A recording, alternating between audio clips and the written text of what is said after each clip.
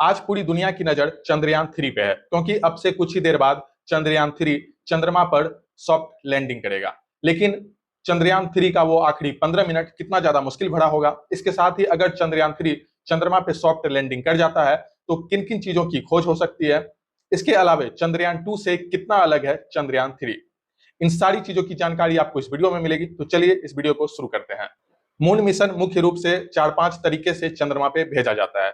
यानी चंद्रमा पे जो अंतरिक्ष यान भेजा जाता है वो मुख्य रूप से 4-5 तरीके से ही भेजा जाता है। साल 1950 में इंसानों ने पहली बार चंद्रमा पे मिशन को भेजना शुरू किया था, और तब से जैसे जैसे टेक्नोलॉजी इंप्रूव हो रही है वैसे वैसे अलग अलग देश जो है चंद्रमा पे अपना अपना अंतरिक्ष यान भेज रहे हैं।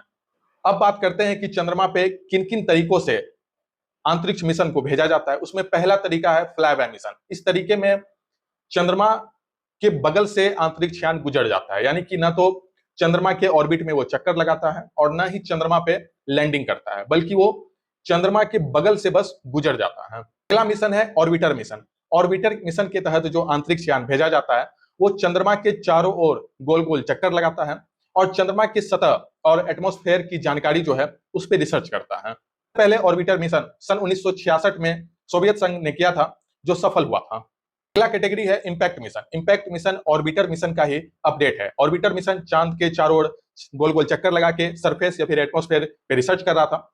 लेकिन इंपैक्ट मिशन में क्या होता है कि जो चांद के चारों ओर अंतरिक्ष गोल गोल चक्कर लगा रहा है अंतरिक्ष यान, उससे कुछ इंस्ट्रूमेंट जो है वो डिटैच होकर के चांद की सतह की तरफ आगे बढ़ता है और चांद के करीब जाकर के क्रैश लैंड कर जाता है। तो जब तक वो इंस्ट्रूमेंट जो है चांद के सतह तक जाता है, चांद के सतह के करीब पहुंचता है, जब तक वो क्रैश लैंडिंग करता है, तब तक चांद की बहुत सारी सतह की जानकारी जो है उस पर रिसर्च हो जाती है, वहां की जानकारी वो उपलब्ध करा देता है। तो इसे ही इंपैक्ट मिशन कहा जाता है। हमारा जो चंद्रयान 1 था वो भी एक इंपैक्ट मिशन था। उसमें भी अंतरिक्ष यान से लॉन्गिट्यूडिनल कंपोजिशन एक्सप्लोरर, जिसे शॉर्ट में चेस कहा जाता है, यह हिस्सा जो है चंद्रयान 1 के अंतरिक्ष यान से अलग होकर के चंद्रमा की सतह तक गया और वहां पे जाके क्रैश लैंड हो गया। जिसके बाद से ही इस बात का खोज हुआ कि चंद्रमा पे पानी भी उपलब्ध है, क्योंकि जब ये सतह पे इसका क्रैश लैंडिंग हुआ तो उस वक्त वहां पे काफी ज्यादा धूल कण उड़ा, मिट्टी बिखरी। उसके बाद ये रिसर्च किया गया कि वहां की मिट्टी में भी पानी का अंश था, यानी चंद्रयान 1 से इस बात की पुष्टि हुई थी। इंपैक्ट मिशन को काफी सक्सेसफुल मिशन माना जाता है। अगली कैटेगरी होती है लैंडर मिशन। लैंडर मिशन के तहत अंतरिक्ष यान के कुछ हिस्से को, जिसे हम लैंडर कहते हैं, उसे चंद्रमा की सतह पर क्रैश लैंडिंग नहीं बल्कि सॉफ्ट लैंडिंग कराई जाती है, यानी आसान तरीके से उसे चंद्रमा की सतह पर उतारा जाता है।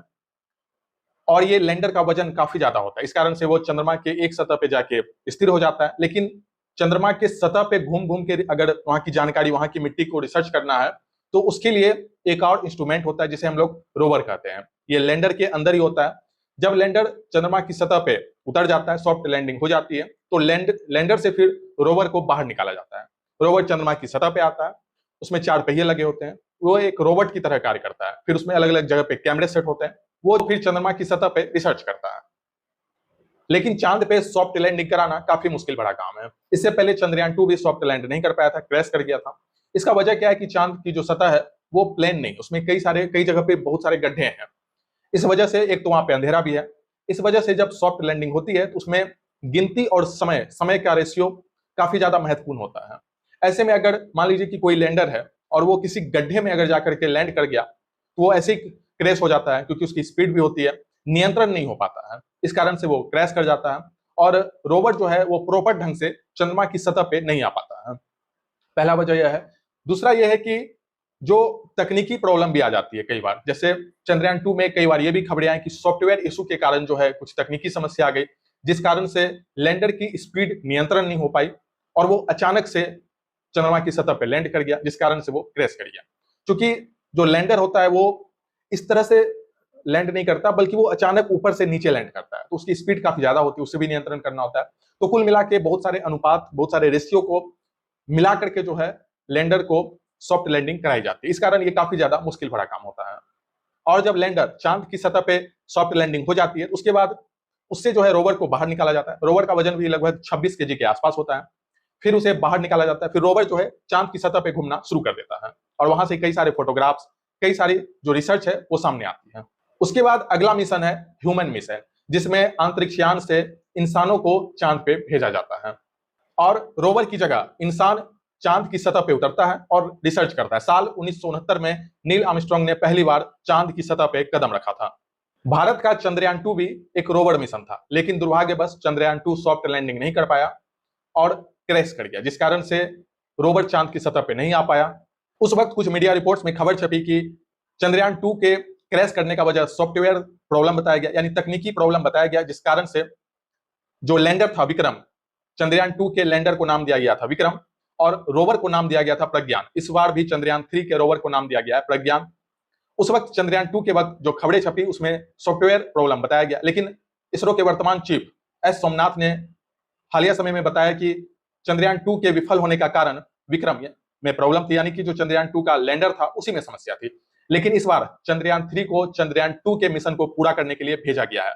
चंद्रयान 3 चंद्रयान 2 का ही अपडेट वर्जन है। इस बार चंद्रयान 3 में कई सारे मॉडिफिकेशन किए गए हैं, साथ ही साथ जो सॉफ्टवेयर की तकनीक है उसे भी अपडेट किया गया है, यानी किसी भी तरह से इस बार चूक नहीं हो सकती है। जो गलतियां चंद्रयान 2 के वक्त हुई उसे इस बार नहीं दोहराया जा सकता है, क्योंकि चंद्रयान 3 ने चंद्रयान 2 से जो गलती हुई थी उन सारी चीजों पे रिसर्च कर लिया है। इस बार चंद्रयान 3 ने लैंडिंग एरिया को भी बढ़ा दिया है। चंद्रयान 2 के लिए लैंडिंग एरिया 500 बाय 500 रखा गया था, लेकिन चंद्रयान 3 के लिए 4 किलोमीटर बाय 2.4 किलोमीटर का एरिया रखा गया है। एक और खास बात है चंद्रयान 3 के रोवर के लिए कि चंद्रयान 3 के रोवर को केवल एक लूनर डे ही मिला है रिसर्च के लिए। एक लूनर डे धरती के करीब 1 महीने के बराबर होता है। एक लूनर डे के बाद चांद पे घना अंधेरा छा जाता है, वहां पे जो रात का वक्त है वो आ जाता है और जो लैंडर जो विक्रम गया हुआ है या फिर जो प्रज्ञान गया हुआ है चंद्रयान 3 का, वो रात के अंधेरे में काम करने के लिए नहीं बना है। ऐसे में जो इसरो चीफ है उन्होंने भी इस बात को स्पष्ट किया है कि अगर चंद्रयान 23 या 24 अगस्त के दौरान चंद्रमा पे लैंड करेगा, यानी उस वक्त जो है चांद पे जो समय मिलेगा रोवर को वो लगभग 14 से 15 दिन का रिसर्च का वक्त मिलेगा, जो काफी अच्छा वक्त रहेगा। अगर यह मिशन सक्सेसफुल होता है तो साइंटिफिक रिसर्च तो होगा ही, इसके साथ ही भारत के लिए यह बड़े गर्व की बात होगी। अब से कुछ देर बाद ही चंद्रयान 3 का लाइव अपडेट शुरू हो जाएगा।